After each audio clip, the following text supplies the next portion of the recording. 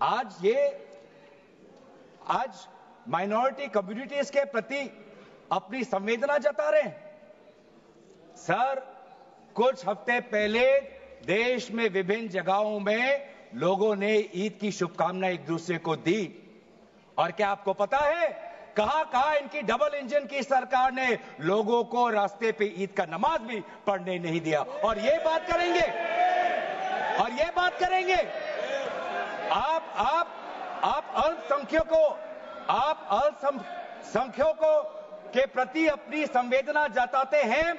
मैं पूछना चाहता हूं कि आपके लोकसभा में कितने एमपीज अल्पसंख्यक हैं? पहले उसका विवरण दीजिए और फिर हमें बताइए कि आपके दिल में कितना संवेदना है। सर, मेरा तो मैंने जिस दिन भी ये बिल इंट्रोड्यूस हुआ उस दिन भी आदरणीय मंत्री को मैंने सुना और आज भी मैंने उनको सुना। जिस दिन उन्होंने इंट्रोड्यूस किया उस दिन भी अगर आप उनका स्टेटमेंट पढ़े तो उन्होंने कहा कि इसको बिल लाने से पहले बहुत विस्तार रूप से इस बिल की लाने के लिए चर्चा हुई थी। सर, पूरा का पूरा मिसलीडिंग 2023 में सर सरकार 24 में आई, ये खुद 24 के बीच में इन्होंने अपना बिल लाया। 23 सन के वर्ष में 4 बार माइनॉरिटी अफेयर्स कमेटी की बैठक हुई। मुंबई में हुई 13 जुलाई, दिल्ली में हुई 21 जुलाई को, लखनऊ में हुआ 24 जुलाई को, दिल्ली में 2 बार हुआ 20 सितंबर और 7 नवंबर को।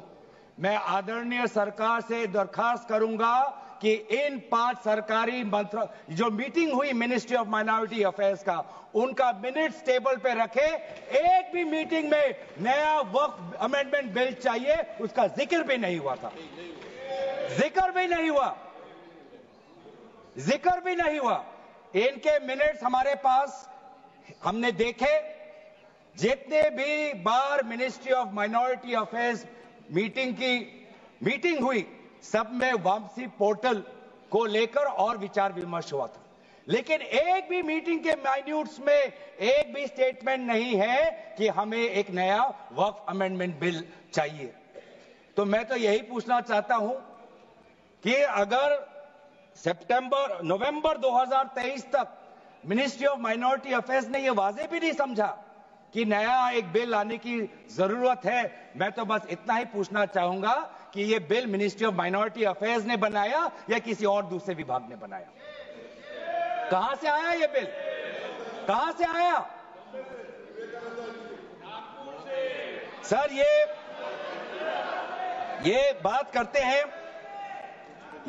करते हैं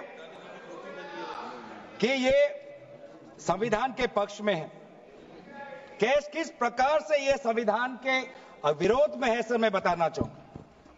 आर्टिकल, इसका जो क्लॉज 3RA है और 3R1 है। इसका 3RA क्या है सर? 3RA ये कहता है एनी पर्सन शोइंग और demonstrating that he is practising Islam. देखिए सर, आज देश में अल्पसंख्यकों की ऐसी दशा हो गई कि आज सरकार को अपना धर्म का सर्टिफिकेट देना पड़ेगा। कितनी दुख की बात है कि भारत नहीं है, क्या बात कर रहे हो, हिंदू थोड़ी है। भारत एक सनातन धर्म का एक देश, 7000 पुराना, उससे भी पुराना ये देश, जिसमें हर धर्म और हर संस्कृति, हर परंपरा को हम सम्मान करते हैं। आज सरकार को ये हमें सर्टिफिकेट देना पड़ेगा कि हम किस धर्म को हम विश्वास रखते हैं। क्या ये दूसरे धर्मों से इस प्रकार का सर्टिफिकेट मांगेंगे कि आपका 5 साल हुआ या नहीं हुआ?